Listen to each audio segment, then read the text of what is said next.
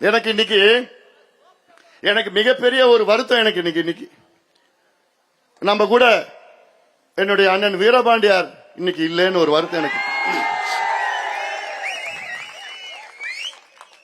இன்னைக்கு அண்ணன் வீரபாண்டியார் இன்னைக்கு இருந்திருந்தாருன்னா இந்நேரம் வன்னியர்களுக்கு உள்ஒதுக்கீடு தானா வந்திருக்கும்.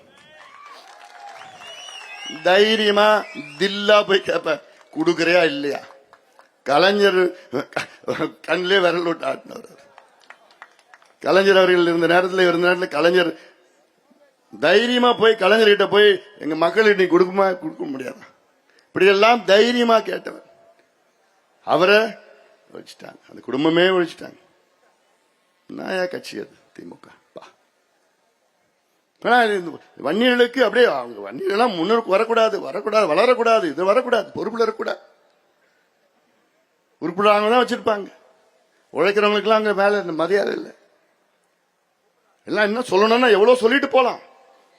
இது வேற இன்னொரு மேடைக்கு போடலாம், அது தனியா ஒரு மேடை போட்டுடலாம். நான் ஏதோ ஒரு சாதியை பேசுறேன்னு நினைச்சுக்காதீங்க. இது சாதி பிரச்சனை கிடையாது, சமூக நீதி பிரச்சனை. ஆனா கேட்டா சாதி இல்லாத சமுதாயம், சாதியை ஒழிக்கணும், சாதியை பண்ணணும், சாதி அப்படி பண்ணணும், இப்படி பண்ணணும் வசனம் பேசிட்டு இருக்கிற. சினிமால சாதி இல்லைன்னு சொன்னா சாதி ஒழிஞ்சிடுமா, அழிஞ்சிடுமா? இல்ல மேடையில சாதி இல்லைன்னு பேசினா சாதி அழிஞ்சிடுமா? சாதியை அழிக்க முடியாது. அழிக்கப்பட வேண்டியது என்ன? சாதியால் ஏற்படுகின்ற வேற்றுமைகள், சாதியால் ஏற்படுகின்ற அடக்குமுறைகள், அதுதான் அழிக்கப்பட வேண்டும், ஒழிக்கப்பட வேண்டும். அது மாற்று கருத்து கிடையாது. சாதியில நல்லது இருக்கும், கெட்டது இருக்கு. நல்லதை எடுத்துங்க, கெட்டதை அழிச்சிடுங்க.